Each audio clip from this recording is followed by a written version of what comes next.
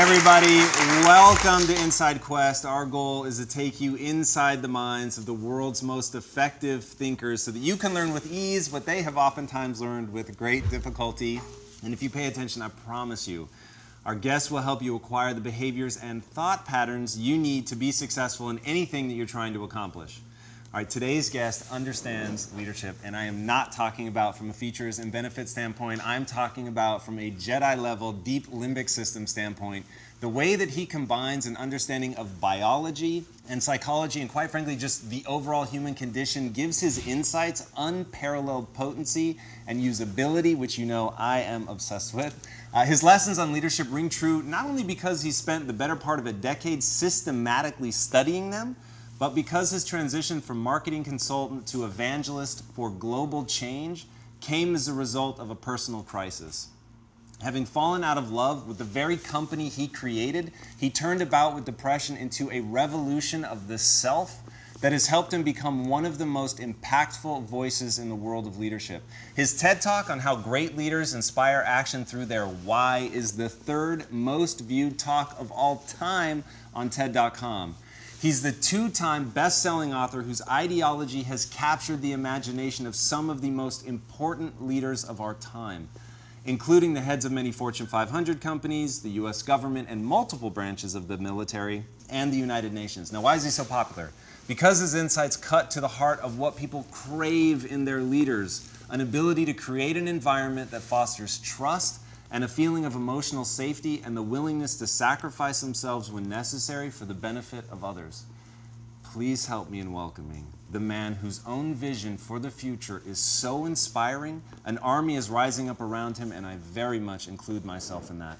The author of Together is Better, Start with Why, and Leaders Eat Last, the incomparable Simon Sinek.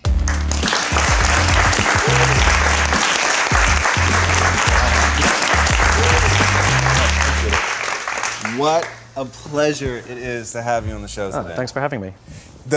Truly our pleasure, by the way. You've been a part of the lexicon of this company since we started, when we were a very small handful of people in a very lonely office in Compton. Our chief marketing officer, Nick Robinson, said, "Dude, this guy's written like exactly what we talk about here. You've got to see it. It codifies everything that we've sort of been bumbling around with." And first he made us watch your talk, the TEDx talk, which was amazing. And then he had us all read the book. And it really did formalize sort of those vague notions of what this needed to become for us. And so that became our mantra, like we need to understand our why, which forced us to really put language behind it, which has been just incredibly, incredibly instructive. And one of the goals of the show is to bring on people that I just owe a debt of gratitude, so I can say thank you. That's nice of you. So thank you. Thank you. It You're welcome. really, really has been amazing. So if you,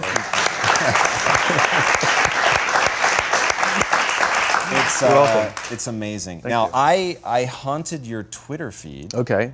It's amazing. Thank you. And I wanted to start with something that you put on there, and you said, "We can learn about our future from our past because regardless of technology or the speed of innovation, people are still people." True. The thing that I really found interesting is you seem to understand people. What are some key traits about just humans that every leader should know? Well, I think one of the things that we forget is that we are a legacy machine working in a very different environment than we were designed for, you know? Our species sort of started showing up about 50,000 years ago. There were other hominid species that existed at the time. They died off, we survived. And it was those evolutionary traits that gave us the opportunity to outlive our competition, but also survive and thrive, even as the environment around us changed. We lived in populations that were never bigger than about 150 people for 40,000 of the 50,000 years that we've lived on this planet. It's only the past 10,000 years with farming that we've been living in populations that were larger than that. In other words, we're not made for this, which means all the rules of being human are exactly the same as they used to be when we were living in populations of about 150. And so if you can understand those things, you really understand what works and what doesn't work, regardless of the conditions. The fact of the matter is we are social animals, and we respond to the environments we're in, always. Our very survival depends on our ability to cooperate and trust with the people that we live or work with, right? You can take a good person and put them in a bad environment, and that person will do bad things. You can take a person who maybe the group doesn't trust, maybe they've even performed bad acts. You put them in a good environment, and they're capable of turning their lives around and becoming remarkable members of society. In other words, it's not the person, it's the environment. Leaders are responsible for that environment. And I think leaders forget that. Leaders think that they're responsible for the results. There's not a leader on the planet that is responsible for the results. A leader is responsible for the people who are responsible for the results. And if you take care of that, take care of the people, take care of the environment, things go just fine. We're obsessed with this idea of like getting the right people on the bus, as if it's this game that you just sort of keep changing people out, some sort of mix and match or something. But we never ask which bus and who's driving the bus, because the bus matters, So I'm more obsessed with what happens to people when they come together in protected or unprotected environments and how we respond to those environments. Yeah, that was a key insight for me. Like you say that you recursively ask why until you get to the point where you can't go backwards anymore. And that to me is one of those moments. Like when you understand that humans just by their nature, they react to their environment, all of a sudden it becomes pretty critical to think about the bus, right? Not only who's on the bus, but what is the bus, what's that environment? So I get it from a leadership perspective when you have rank, which you do a very good job of delineating between a leader and rank. Help people understand how if you don't have rank, how you could still be a leader for change in an environment that needs change. So as you said, leadership has nothing to do with rank, right? Leadership is a responsibility. As you gain rank, you may have more responsibility over the lives of more people, but it doesn't change the nature of leadership. I know many, many people who sit at the highest levels of organizations who are not leaders. They have authority, and we do as they tell us because they have authority over us, but we wouldn't follow them. And yet I know many people who've made a choice, who have no rank, but they've made a choice to look after the person to the left of them and look after the person to the right of them. And we would follow them anywhere. And that's what leadership it is. It's the responsibility to take care of the people around us, the people with whom we work. And leadership is a practice like any other. It is a skill that can be learned. And that means it requires practice. You don't just suddenly get a promotion, you're now in a management position and you're a leader, right? That's not how it works. If only, right? If only, I know. The reality is we have to learn it and we have to practice it and we have to get good at it, which is what the junior ranks are for. So even if you don't have the ability to make decisions that will impact the entire organization, you do have the ability to make decisions that will impact the life of another human being, how they feel about their own jobs, how well their responsibility goes, how easily they can get work done, how supported they feel if they make a mistake. Do they feel that they can turn to you and ask you for help? That's all within your control. It's the same thing as being in a relationship or being a friend. Being a good friend, means that our friends can rely on us, they can trust us, they can turn to us. There's no difference. It's human beings, it's human relationships. At the end of the day, becoming a leader is about a transition. And everybody has to go through it if you want to become a leader. And as an aside, I will say, leadership is like parenting in the sense that everybody has the capacity to be a parent. Right. That doesn't mean everybody wants to be a parent, and that doesn't mean everybody should be a parent. Leadership is the same. Everyone has the capacity to be a leader. It doesn't mean everybody wants to be a leader, and it doesn't mean everybody should be a leader. Sure. And the reason is it comes with massive, massive responsibility. Sometimes people just don't want it. It's a lifestyle they choose not to have, and that's fine. That's absolutely fine. But if someone chooses that is a lifestyle they would like to have, they would like to become a leader, then they have to acknowledge that they will or need to go through a transition. When we're very, very junior, the only thing we have to do is be good at our jobs. That's it, right? Some people go get advanced degrees in how to do their jobs, engineers or accountants. And if you're good at your job, they'll promote you. And eventually you'll get promoted to a position where you're now responsible for the people who do the job you used to do, but nobody teaches us how to do that. And we just expect them to be good at leadership, right? It's as if we put somebody in front of a machine and demanded results, but never showed them how to use the machine. Yeah. And so the reason we get managers, the reason we get micromanagers, the reason we get bad leaders is because nobody showed them how to do the job of leadership, for one. And two, they can't help themselves. Of course they're going to tell you to do it their way because they actually do know how to do it better than you because that's what got them the promotion in the first place. Right. And the transition we have to make is that we are no longer responsible for the job. Like, as I said before, we now become responsible for the people who are responsible for the job, right? There's not a manager around who's responsible for the results. We're responsible for the people who are responsible for the results. I love talking to CEOs, and I'm like, what's your priority? They say, my priority is my customer. I'm like, you haven't talked to a customer in 10 years. You know, you have no impact on a customer at all. Right. What you can do is screw with someone's life, who will then impact your customer, or support someone who will then impact your customer. That's such Right? powerful. Leaders are responsible for the people, who are responsible for the people, who are responsible for the people, who are responsible for the customer. Get that chain right. That is the chain of command. Get that chain right, and everything goes just fine. Get that chain wrong, and then the people who are touching the customer, inventing the product, selling the product, figuring out ways how to build the company, manage the numbers, manage the processes, manage the operations. In other words, all the heavy lifting. Right. Get that chain wrong, and those people will spend more time protecting themselves from you than doing their job. Yeah. Right? Any company, for example, where it is standard practice in that company for employees to feel the need to send a CYA email after every decision they make, right, is a sign that they're taking time and energy out of their job, away from advancing the company's mission in order to protect themselves from their own company. That's what that is. Any company where it is standard practice for people to feel the need to keep a folder of all the good things they've done in their careers just in case they need it, you know, is a sign that they're taking time and energy out of their day away from doing their job in order to protect themselves from their own leaders. That's what that is. Those are signs of bad leadership. Politics, gossip. All of these things are people acting out of self-interest. That's what politics and gossip is. Right? In well-led organizations, you tend to find very little politics and very little gossip, because we're not competing at that level. We're now working together to compete at a much higher level. I'll tell you one quick story. It's a true story that captures it just so perfectly. I was staying at the Four Seasons in Las Vegas, which is a wonderful hotel. And the service there is really great. The reason it's such a great hotel is because of the people who work there. And I had an experience with a young man by the name of Noah. And Noah's a barista in the coffee shop that they have just there in the lobby.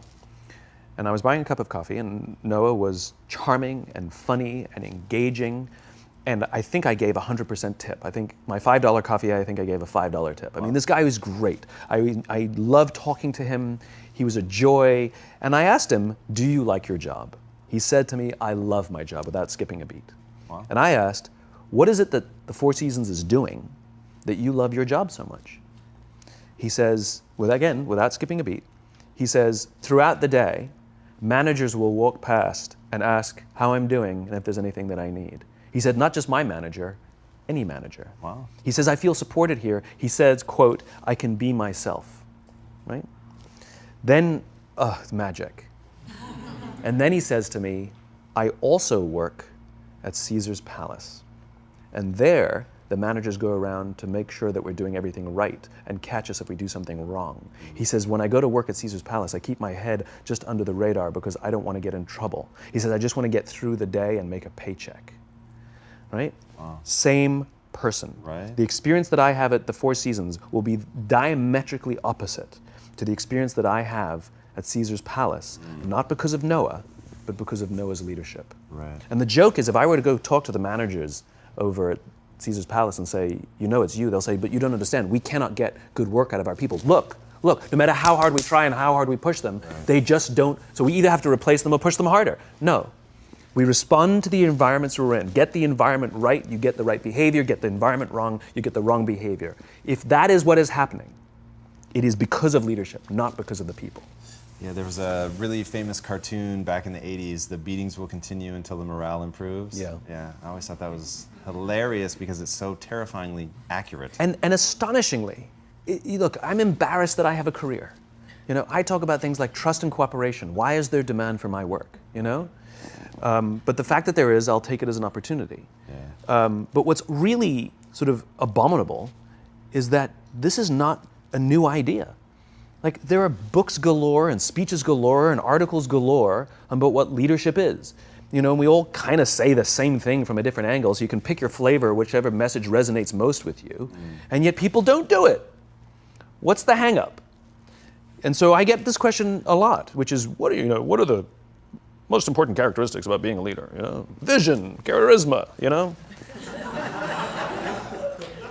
I know some spectacular leaders who don't have big Steve Jobsian visions. They're just not visionary, And I know some spectacular leaders who really don't have a lot of charisma. They kind of just shuffle around, and you're like, that's the guy. That's the guy, right? And they're spectacular, and people will give blood, sweat, and tears for these people. The one thing I am comfortable saying that all effective leaders must have is courage, because it is hard. It is hard to stand up against outside pressure. It is hard to stand up to an external constituency who's pushing you to do something for their short-term gain, to do the right thing for your people. It is hard. It is thankless. It is lonely. Sometimes you get fired. Sometimes you get in trouble. Sometimes you'll lose your job, and the next guy will get all the credit. It's all true.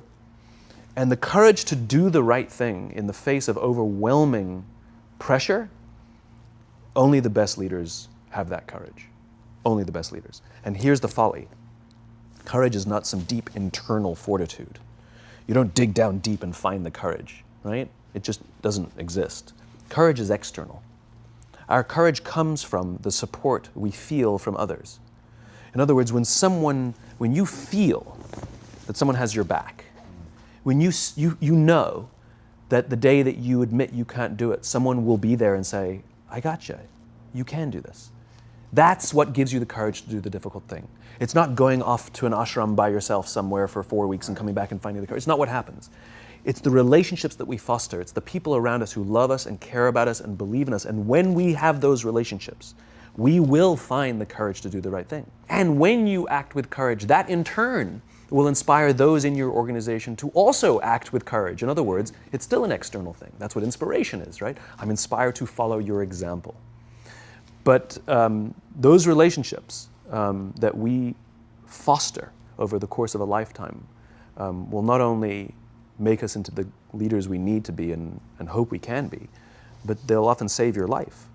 They'll save you from depression, they'll save you from giving up, they'll save you from any matter of negative feelings about your own capabilities, your own future, when someone just says, I love you, and I will follow you no matter what. So I want to talk about that for a second. Why do you think that something so innate, so deeply ingrained in us as love is so, like just yesterday, I can't believe this is true, this is actually true, I'm not making this up. Just yesterday, this will mean something to you guys, I looked Ron Penna in his eyes and I said, I love you. And I said it like 100%, is my business partner, I said it 100% sincerely. It was just one of those moments where you want to connect and remember. But that's so weird. Like, I don't do that often. And it's so interesting that it becomes out of context, Sure. maybe is the best way to say it. Because like at home with my wife, it's so easy and I love to embody it and I love to feel it and it makes me feel awesome. But then I come into the office and there's something about the context that makes it weird. Yes, two perspectives. One is, this is what vulnerability is, right? Being vulnerable doesn't mean crying. Being vulnerable means willing to admit you made a mistake. Being vulnerable is the willingness to say, I need help. Being vulnerable is the willingness to express the feelings you have towards someone without fear of what other people may think of you by making that expression. And most people, especially if they don't have a trusting environment or a strong corporate culture, most people don't want to feel vulnerable. It's dangerous to feel vulnerable. If you admit you made a mistake or you don't know what you're doing, you've been promoted into a job that you have no clue or no business being in that job, lying, hiding, and faking is a much better option, right? But for the fact that it's more stressful and ultimately the results will falter, right? It's counterintuitive.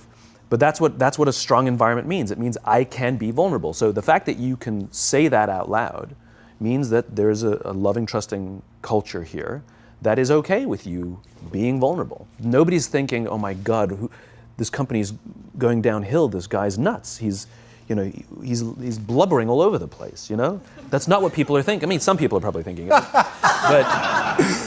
But generally, that's not what people are thinking. If anything, people are going, cool. And that then inspires them to feel that they can also express vulnerability, like admit a mistake, like say they screwed up, like say they need help, that say, they want to offer help to someone and not fear that either.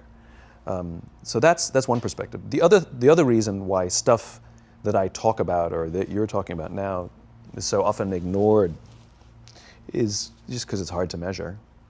How do you measure leadership? How do you measure That's going to be one of my questions. How do you measure trust? They lack good metrics. It's very easy to measure revenues and profits and market share. So let's focus on those things, because I can like pull a lever here and see what happens over there. Right. But in terms of like trust, I'll pull a lever here and I won't see anything for 6 months. So it's not that I don't know that it exists. Everybody talks about the importance of culture, yet nobody seems to be focused on building it. I've never met a CEO in my life who doesn't think people are important, and yet every day they're making decisions that prioritize a number over a person, that literally don't care about people. They make decisions that literally brush people aside. Because it's hard to measure. In an ultra speedy, algorithmic world that we live in, what gets measured gets done.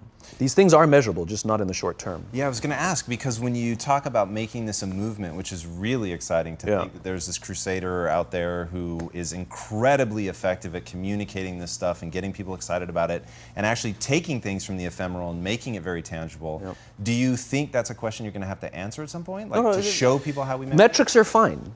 The metrics are fine. They're just not in the short term, and they're just not fixed in time. What are they? So for example, do you love your wife? Yes. Right? Prove it. Like, what's the metric? Give me the number that helps me know, right? Because when you met her, you didn't love her, right? Now you love her, right? Tell me the day the love happened. It's an impossible question, right? But it's not that it doesn't exist. It's that it's much easier to prove over time, right?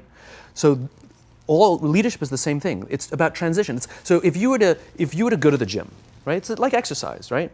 If you go to the gym and you work out and you come back and you look in the mirror, you will see nothing. And if you go to the gym the next day and you come back and you look in the mirror, you will see nothing, right? So clearly there's no results, can't be measured, it must not be effective. So we quit, right? Or if you fundamentally believe that this is the right course of action and you stick with it, like in a relationship, I bought her flowers and I wished her happy birthday, and she doesn't love me. Clearly I'll give up. That's not what happens. If you believe there's something there, you commit yourself to an act of service. You commit yourself to the regime, the exercise. You can screw it up. You can eat chocolate cake one day. You can skip a day or two. It allows for that. But if you stick with it consistently, I'm not exactly sure what day, but I know you'll start getting into shape. I know it. And the same with the relationship. It's not about the events. It's not about intensity. It's about consistency, right? You go to the dentist twice a year, your teeth will fall out. You have to brush your teeth every day for 2 minutes. What does brushing your teeth twice a day for 2 minutes do? Nothing. Unless you do it every day, twice a day for 2 minutes. Right? It's the consistency. Going to the gym for 9 hours does not get you into shape. Working out every day for 20 minutes gets you into shape. So the problem is we treat leadership with intensity. We have a 2-day offsite, we invite a bunch of speakers, we give everybody a certificate, you're a leader, right? Those things are like going to the dentist. They're very important, they're good for reminding us or getting us back on track, learning new lessons, but it's the daily practice of all the monotonous, little, boring things like brushing your teeth that matter the most. She didn't fall in love with you because you remembered her birthday and bought her flowers on Valentine's Day. She fell in love with you because when you woke up in the morning, you said good morning to her before you checked your phone. She fell in love with you because when you went to the fridge to get yourself a drink, you got her one without even asking. She fell in love with you because when you had an amazing day at work and she came home and she had a terrible day at work, you didn't say, yeah, but let me tell you about my day. Right. You sat and listened to her awful day and you didn't say a thing about your amazing day. This is why she fell in love with you. I can't tell you exactly what day, and it was no particular thing you did. It was the accumulation of all of those little things that she woke up one day and as if she pressed a button, she goes, I love him, right? Leadership is exactly the same. There's no event. There's no thing I can tell you you have to do that your people will trust you. It just doesn't work that way. It's an accumulation of lots and lots of little things that anyone by themselves is innocuous and useless. Literally, pointless by themselves. People will look at little things that are good leadership practices and say, that won't work. And you're absolutely right. But if you do it consistently, and you do it in combination with lots of other little things, like saying good morning to someone, that looking them in the eye. My friend George, who's a 3-star general in the Marine Corps, he says his test for leadership, and I love this, he goes, his test for a good leader is if you ask somebody how their day is going, you actually care about the answer. Yeah. Right? The number of times we're walking to a meeting, we're rushing, we go, how are you? Not good, I got to get to you later, I'm late for a meeting. Right. If you ask the question, you were standing there and you were listening to the answer. It's those little innocuous things that you do over and over and over and over that people will say, I love my job. Not I like my job. I like my job means, yeah, the challenge is great, they pay me well, I like the people. I love my job means I don't want to work anywhere else. I don't care how much somebody else is willing to pay me. I'm devoted to the people here, and I care desperately about the people here as if they were my family. In business, we have colleagues and coworkers. In the military, they have brothers and sisters. That's how they think of each other, right? If you really have a strong corporate culture, the people will think of each other like brothers and sisters. It's like a family, right? No, brothers and sisters. Deep love. Fight, but the love doesn't go away, right? Bicker, the love doesn't go away. And I'll fight with my sister, but if you threaten my sister, you're gonna have to deal with me. Right. Right? We'll fight internally, we'll bicker with each other, but nobody's gonna hurt each other, and if anything from the outside shows up, you're looking at a unified front. Brothers and sisters. Now, how do you create brothers and sisters out of strangers? Common beliefs, common values, parents, in other words, executives who care about their children's success, who care to raise their children, teach them skills, discipline them when necessary, help them build their self-confidence so that they can go on and achieve something more than you could have ever imagined achieving for yourself. That's leadership, an absolute love and devotion for the people who've committed their lives to this enterprise. That's such a brilliant reframe. It's so simple and so beautiful and unbelievably hard work. It is and it isn't. Here's why it is. You said it, it's hard to measure, right? It's hard for me to show. It's hard to measure in the short term. It's very easy to measure in the long term. Over the long term, the traditional metrics will go up. All your revenues, profits, market share, the traditional metrics will go up, and more importantly, they'll go up more stably, right? You will be able to weather hard times better because the people will come together, they won't abandon ship, right? Over the long term, the traditional metrics are just fine. But also over the long term, your churn will go down, right? You won't be going through employees as much, right? Over the long term, you'll find that loyalty is much higher, that people will turn down better paying jobs. Right? Over the long term, all the traditional metrics are just fine, and then some.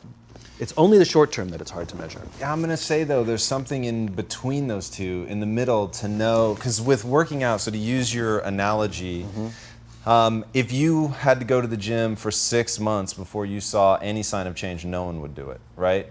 And there are so many variables in working out. The number one thing is to know who to listen to. The number one thing is to know what to look for, right? So if you don't experience muscle fatigue, you're probably doing something different. That's immediate, right? I know that the next day. If you experience muscle fatigue and don't notice any change within a few weeks, you're probably not eating right.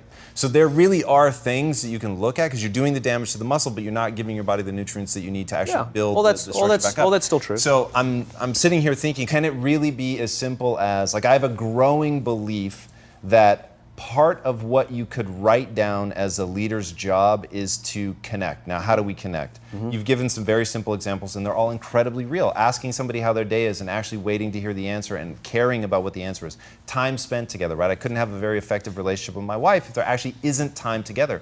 And one of the things that I have personally struggled with is, as the organization has grown, just time with any individual becomes more and more difficult.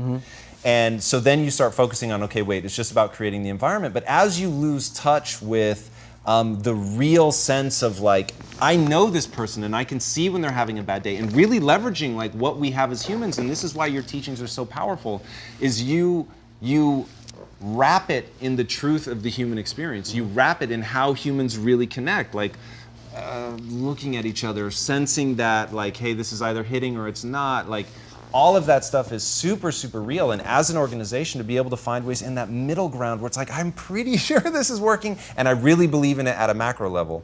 But I just want to know, because there's so many paths, right? And you could nudge sort of one way or the other to create something that, and maybe it's as simple as, here's when I am using this right now. The amount of laughter I hear in the office. Maybe that's dumb, I don't know. But I'm really doing it, and I really think all day, like, how much laughter have I heard today?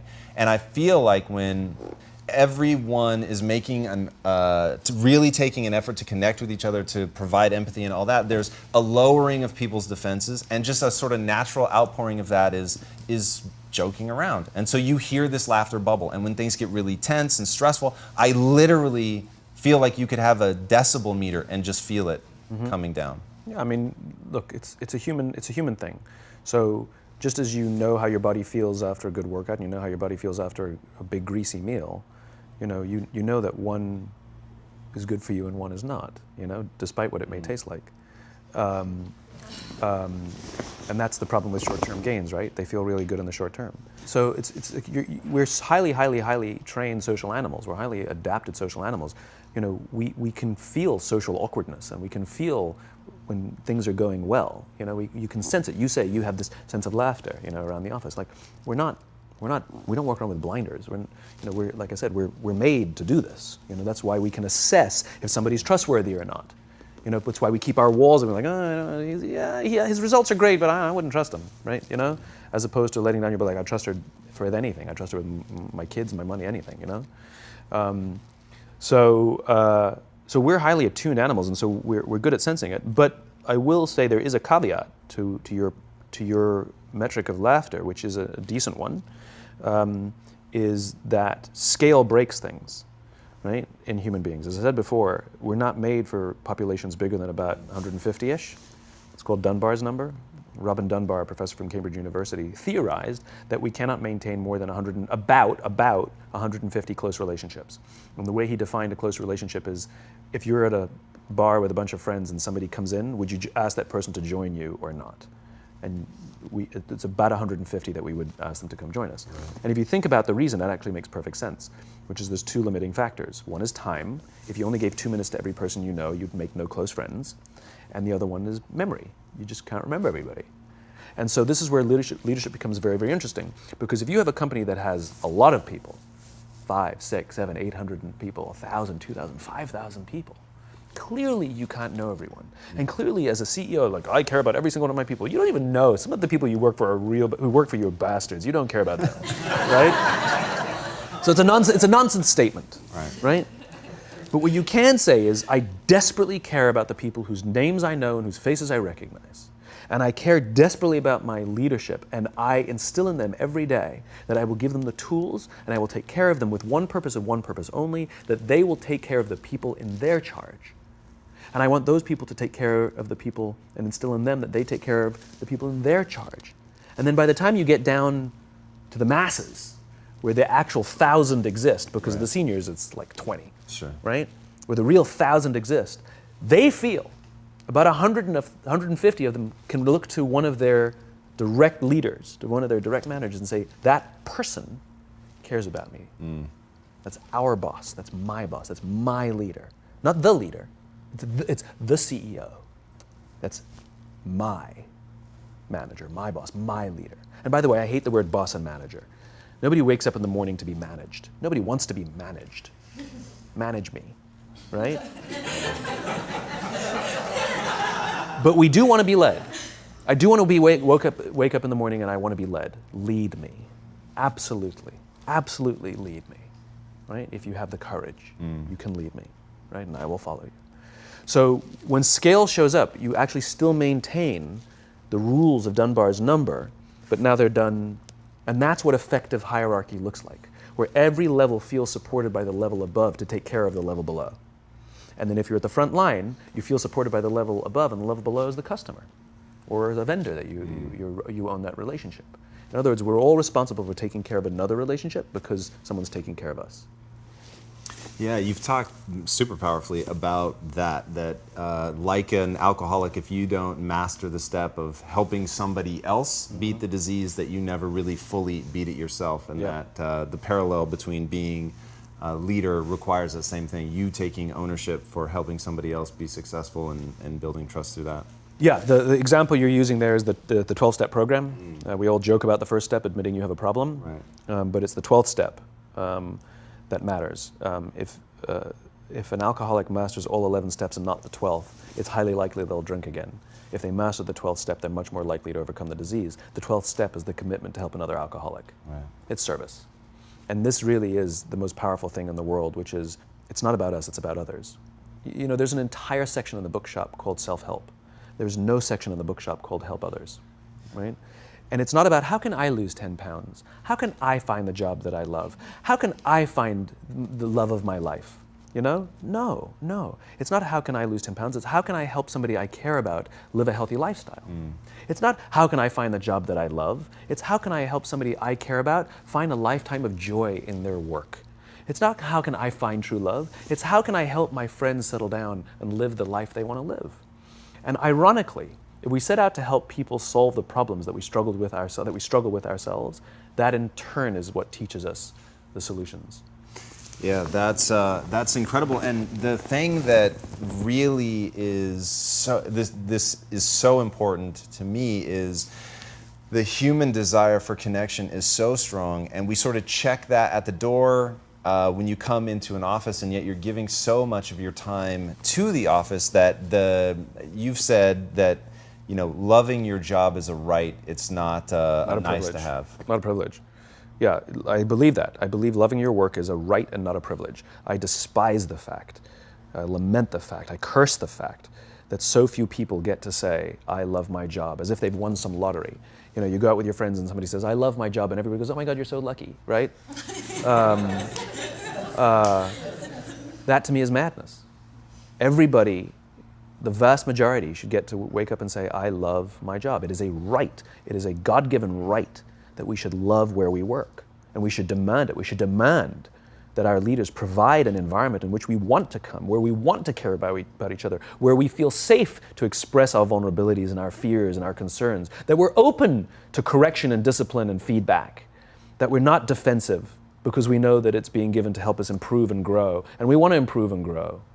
And in turn, we will help others improve and grow. Because when we feel safe, when we feel that our leaders care more about us than a number, they care more about our lives and our confidence and our joy and our skill set more than some short-term gain, that they care more about our priorities than the priorities of some disinterested external constituency, then we will respond in kind, and we will offer our blood and our sweat and our tears, and we will make sacrifices of all kinds to see that our leader's vision is advanced and that this company continues to thrive, not for them, for ourselves. It becomes deeply personal. It becomes something we love contributing to. I talk about it all the time. Working hard for something we don't care about is called stress. Working hard for something we love is called passion. And I'm tired of listening to CEOs saying, we only hire passionate people. You don't even know what that means. How do you know that they're passionate for interviewing and not passionate for working? You know, every person on the planet has passion, right? We just don't all have passion for the same things. Give me something to believe in. Give me something to believe in. Give me the opportunity to contribute to something. Allow me to make mistakes and try again. And you'll have passion up the wazoo. But Noah only has passion in one of his jobs. He has stress in the other one of his jobs. Same guy, different leadership.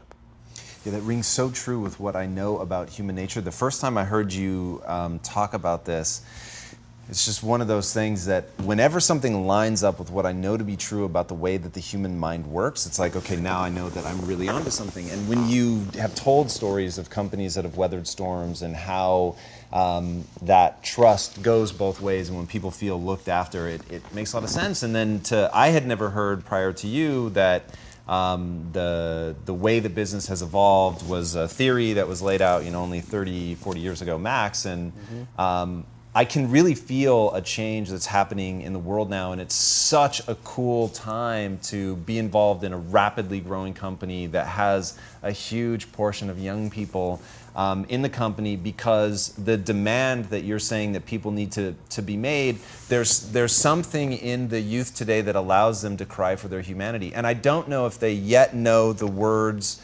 that you're giving them, but you nodded your head in a way. I want to hear what you're thinking. I have yet to give a speech or have a meeting where somebody doesn't ask me the millennial question. What's the millennial question? Apparently, millennials as a generation, which is a group of people who were born approximately 1984 and after, are tough to manage. And they're accused of being entitled and narcissistic and self-interested, unfocused, lazy. But entitled is the big one. And because they confound leadership so much, what's happening is leaders are asking the millennials, what do you want? And millennials are saying, we want to work in a place with purpose, love that. We want to make an impact, whatever that means. We want free food and beanbags. And so somebody articulates some sort of purpose, there's lots of free food and there's beanbags, and yet for some reason, they're still not happy. And that's because they're missing, there's a missing piece. What I've learned is that I can break it down into 4 pieces, right? There are four things, 4 characteristics. One is parenting, the other one is technology, the third is impatience, and the fourth is environment. The generation that we call the millennials, too many of them grew up subject to, not my words, failed parenting strategies, where, for example, they were told that they were special all the time. They were told that they could have anything they want in life, just because they want it, right? They were told, some of them got into honors classes, not because they deserved it, but because their parents complained. And some of them got A's, not because they earned them, but because the teachers didn't want to deal with the parents. Some kids got participation medals. You got a medal for coming in last, right? Which the science we know is pretty clear, which is it devalues the medal and the reward for those who actually work hard. And it actually makes the person who comes in last feel embarrassed because they know they didn't deserve it. So it actually makes them feel worse, right? So you take this group of people and they graduate school and they get a job, and they're thrust into the real world, and in an instant, they find out they're not special, their moms can't get them a promotion, that you get nothing for coming in last, and by the way, you can't just have it because you want it, right? And in an instant, their entire self-image is shattered. And so you have an entire generation that's growing up with lower self-esteem than previous generations. The other problem, to compound it, is we're growing up in a Facebook, Instagram world. In other words, we're good at putting filters on things. We're good at showing people that life is amazing even though I'm depressed, right? And so everybody sounds tough, and everybody sounds like they got it all figured out. And the reality is there's very little toughness, and most people don't have it figured out. And so when the more senior people say, well, what should we do? They sound like, this is what you got to do. And they have no clue, right? So you have an entire generation growing up with lower self-esteem than previous generations, right? Through no fault of their own, right? They were dealt a bad hand, right? Now let's add in technology. We know that engagement with social media and our cell phones releases a chemical called dopamine.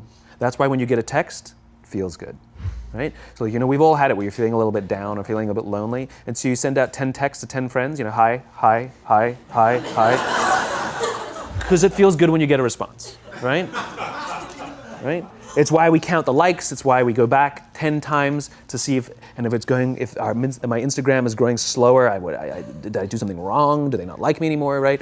The trauma for young kids to be unfriended, right?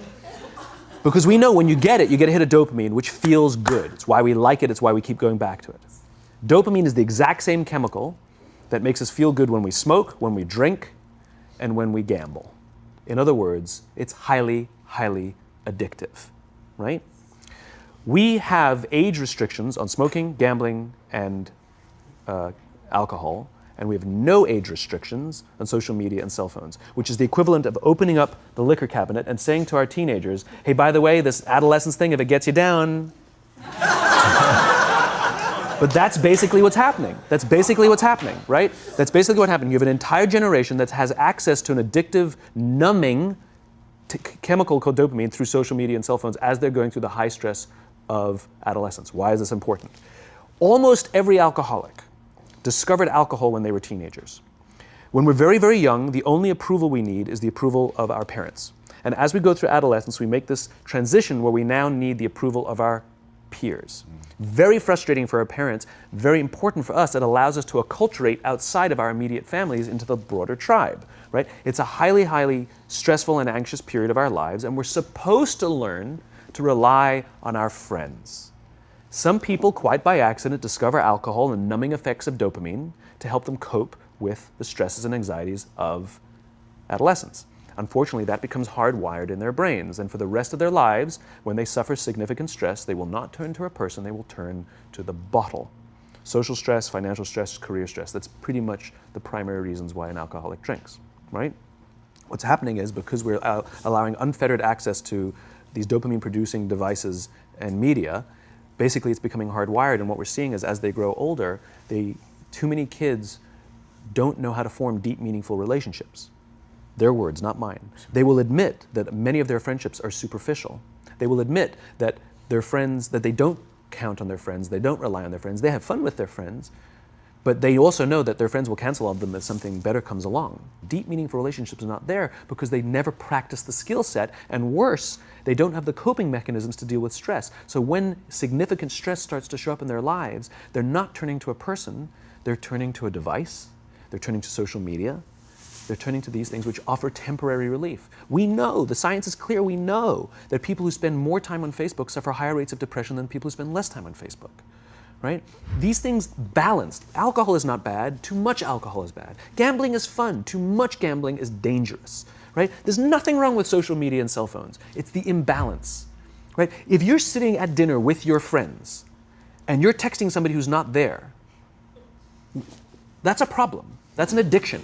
If you're sitting in a meeting with people you're supposed to be listening to and speaking, and you put your phone on the table, face up or face down, I don't care, that sends a subconscious message to the room that you're just not that important to me right now, right?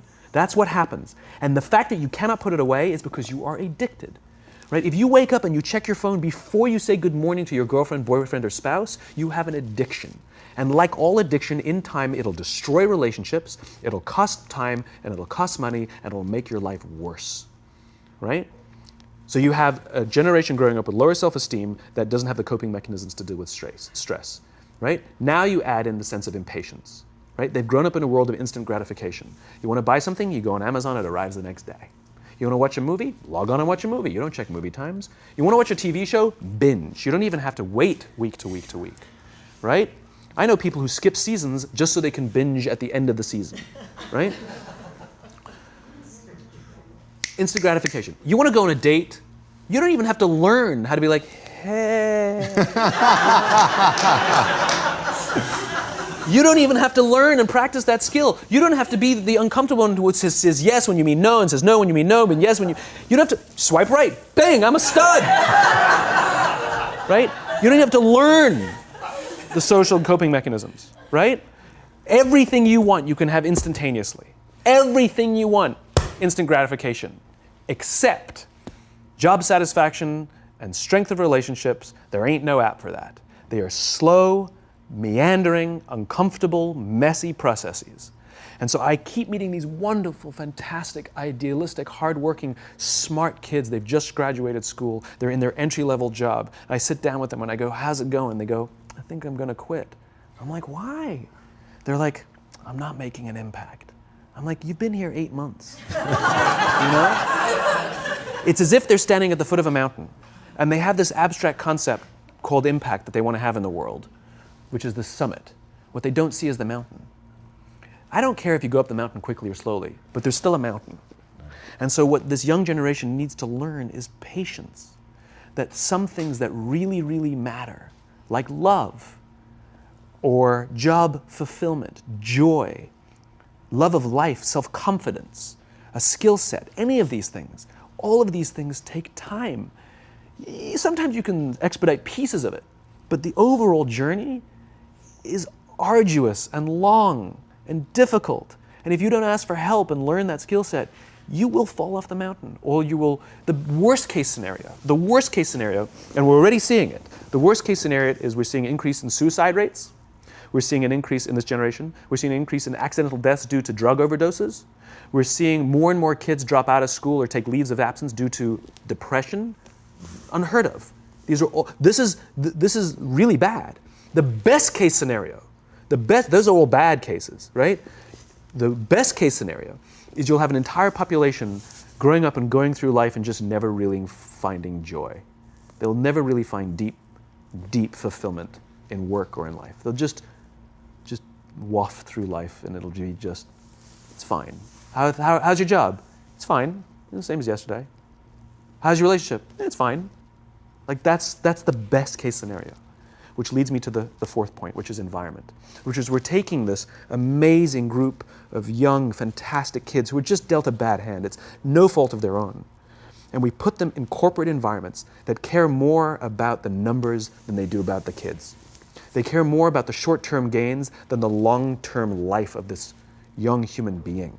We care more about the year than the lifetime, right? And so we are putting them in corporate environments that aren't helping them build their confidence, that aren't helping them learn the skills of cooperation, that aren't helping them overcome the challenges of a digital world and finding more balance, that isn't helping them overcome the need to have instant gratification and teach them the joys and impact and the fulfillment you get from working hard on something for a long time that cannot be done in a month or even in a year. And so we're thrusting to them in corporate environments, and the worst part about it is they think it's them. They blame themselves. They think it's them who can't deal. And so it makes it all worse. It's not. I'm here to tell them it's not them. It's the corporations, it's the corporate environments, it's the total lack of good leadership in our world today that is making them feel the way they do. They were dealt a bad hand, and I hate to say it, but it's the company's responsibility. Sucks to be you, like we have no choice, right? This is what we got, and I wish that society and their parents did a better job. They didn't. So we're getting them in our companies, and we now have to pick up the slack. We have to work extra hard to figure out the ways that we build their confidence. We have to work extra hard to find ways to teach them the social skills that they're missing out on. There should be no cell phones in conference rooms. None. Zero. And I don't mean the kind of like sitting outside waiting to text. I mean like when you're sitting and waiting for a meeting to start, this is what we all do. We all sit here and wait for the meeting to start. Meeting starting? Okay. And we start the meeting. No, that's not how relationships are formed. Remember we talked about it's the little things? Relationships are formed this way. We're waiting for a meeting to start and we go, how's your dad? I heard he was in the hospital. Oh, he's really good. Thanks for asking. He's actually at home now. Oh, I'm really glad. It was really amazing. I know, it was really scary for a while. That's how you form relationships. Hey, did you ever get that report done? Oh my God, no, I didn't. I'll help you out. Can I help you out with that? Really? That's how trust forms. Trust doesn't form at an event in a day. Even bad times don't form trust immediately. It's the slow, steady consistency. And we have to create mechanisms where we allow for those little innocuous interactions to happen. But when we allow cell phones in conference rooms, we just, okay, have the meeting. And then my favorite is like when there's a cell phone there and you go like this, you go. It rings and you go. I'm not going to answer that. Like, Mr. Magnanimous, you know? When you're out for dinner with your friends, like, I do this with my friends. When we're going out for dinner and we're leaving together, we'll leave our cell phones at home. Who are we calling? Maybe one of us will bring a phone in case we need to call an Uber or take a picture of our meal. That goes without saying, come on. I'm an idealist, but I'm not insane. You know? At a heathen. I mean, it looked really good. We'll take one phone. And so it's like an alcoholic. The reason you take the alcohol out of the house is because we cannot trust our willpower. We're just not strong enough. But when you remove the temptation, it actually makes it a lot easier. And so when you just say, don't check your phone, people literally will go like this. And somebody will go to the bathroom, and what's the first thing we do? Look at the phone. Because I wouldn't want to look around the restaurant for a minute and a half, you know? But if you don't have the phone, you just kind of enjoy the world. And that's where ideas happen. The constant engagement is not where you have innovation and ideas. Ideas happen when our minds wander and we go, and you see something, I bet they could do that. That's called innovation, right? But we're taking away all those little moments, right? You should not, and none of us should charge our phones by our beds. We should be charging our phones in the living rooms, right? Remove the temptation. You wake up in the middle of the night because you can't sleep, you won't check your phone, which makes it worse. But if it's in the living room, it's relaxed, it's fine. But it's my alarm clock. Buy an alarm clock. They cost $8, right? I'll buy you an alarm, right? But the point is we now, in industry, whether we like it or not, we don't get a choice. We now have a responsibility to make up the shortfall and to help this amazing, idealistic, fantastic generation build their confidence, learn patience, learn the social skills, find a better balance between life and technology. Because, quite frankly, it's the right thing to do. Simon, thank you so much pleasure. for coming on. My pleasure. Thanks for having me. Thank you for coming. That was incredible. Absolutely amazing. Where can they find you? It's ironic, isn't it? Well, you can find me on social media. When you're not in a meeting. So yeah, I'm in all the usual places. But I will tell you one thing. So I have a new book coming out in September.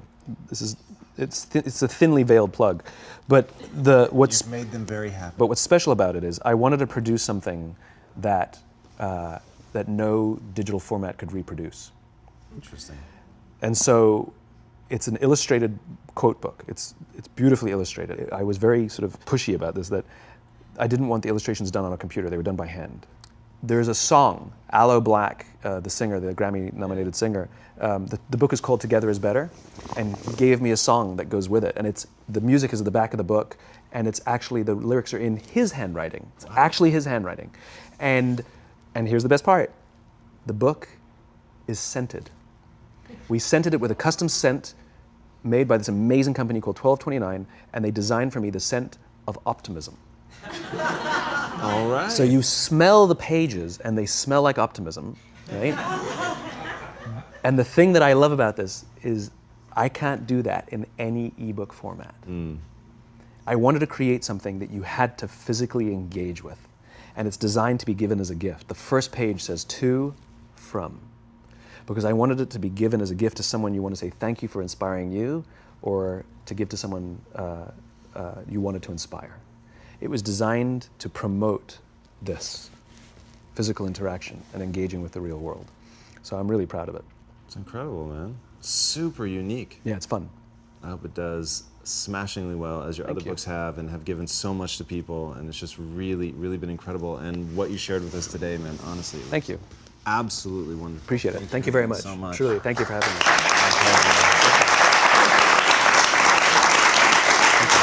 Guys, I should have done the entire interview at his feet, which is exactly how it felt. He has an amazing Twitter quote, which I'm going to paraphrase, but leaders are learners, and the people who stop pretending like they know everything and really open themselves up to knowledge are the ones that go farther ahead. Needless to say, it was much shorter than that since it was 140 characters, but that's the idea. And when I encountered Simon for the first time, it was with that enthusiasm of being opened up to learning something new, to changing everything, to build something that is better. Knowing why you're doing what you're doing is so critical, and just the human way in which he approaches the world and the connection, and hearing that today in front of this audience and seeing everybody in rapt attention and talking about putting the cell phones aside and really remembering to connect. I think that is just incredibly, incredibly important. So, Simon, thank you again so much for sharing with us. My pleasure. Thank you very much. Really beautiful. Thank you. To the Inside Quest community, thank you guys for becoming so special that we're able to get guests like Simon. The first thing he said to me today was, hey, we finally made this happen, not for a want of trying. So in your name, we went after him for a very long time because what he is just absolutely incredible. Thank you guys so much for joining. This is weekly, so be sure to subscribe. And until next week, my friends, be legendary. Take care.